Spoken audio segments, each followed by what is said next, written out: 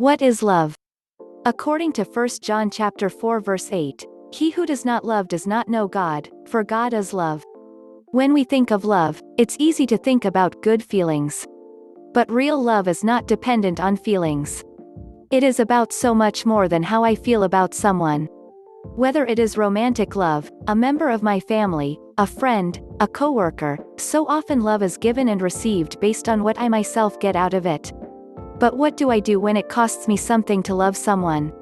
How does the Bible tell us to love? Love is long-suffering and kind. It does not envy, does not parade itself, is not puffed up, does not behave rudely, does not seek its own, is not provoked, thinks no evil, does not rejoice in iniquity, but rejoices in the truth, bears all things, believes all things, hopes all things, endures all things. Love never fails. 1 Corinthians chapter 13 verses 4 to 8. So, what is love then?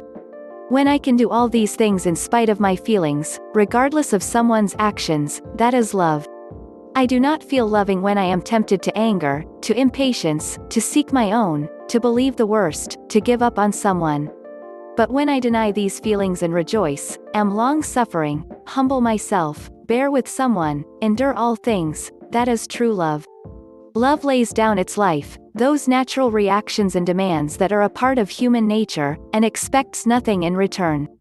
John chapter 15 verse 13, greater love has no man than this, than to lay down one's life for his friends. Here are some things the Bible teaches about love. 1. Loving first. In this is love, not that we loved God, but that he loved us and sent his Son. 1 John chapter 4 verse 10. It's great if someone loves me, and I love them in return. That's easy. But that is not proof of love. God loved us before we loved him, and we certainly did nothing to deserve that love.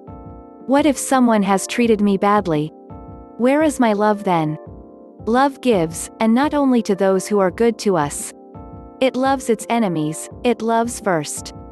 And it doesn't disappear if that love is never reciprocated. It endures all things. But I say to you, love your enemies, bless those who curse you, do good to those who hate you, and pray for those who spitefully use you and persecute you, that you may be sons of your Father in heaven. Matthew chapter 5 verse 44 to 45. 2. Godly love. If someone says, I love God, and hates his brother, he is a liar, for he who does not love his brother whom he has seen, how can he love God whom he has not seen? And this commandment we have from him, that he who loves God must love his brother. 1 John chapter 4 verse 20 to 21. Our love for God is not greater than our love for our fellow men. Godly love does not change according to circumstances. It is rooted and grounded. The tendency is to want the others to change. We feel that it is difficult to love someone as they are and would prefer that they were different. But this is not what the Bible says about love. This is proof that we are more concerned with our own happiness and comfort than with love for the others, we are seeking our own. But what is love? The truth is that instead of hoping for the others to change, we need to find the sin in ourselves and cleanse that out. The self-interest, know-it-all attitude, conceit, stubbornness, etc., the sin that I find when I deal with others in the course of life. If we cleanse ourselves from these things, then we can bear, believe, hope, and endure all things from the others. We love them as they are, and we can pray for them out of a sincere godly love and concern for them. 3. There is no exceptions to love. And there are no exceptions. No, well, this person doesn't deserve it. Jesus laid down his life for us, the ultimate sign of how much he loved us. And no one has ever been less deserving than we are of that. To love does not mean to agree with someone's sin, to say that everything that they do is okay.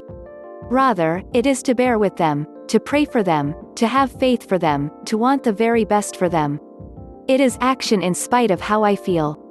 Then I can come from having a natural dislike for someone to having a genuine love for them.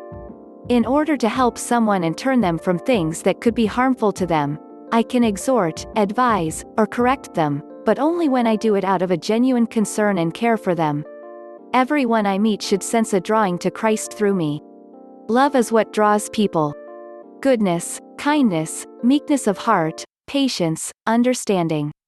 How can someone feel drawn if their experience of me is impatience, haughtiness, rudeness, hate, etc.? So if I feel that I am lacking in true godly love, then I can pray to God that He can show me how I gain more of it. I need to be willing to give up my own self-will and think of the others before myself. And now abide faith, hope, love, these three, but the greatest of these is love. 1 Corinthians chapter 13 verse 13. I hope this blessed you today. Don't forget to like, comment and share with loved ones. Thank you.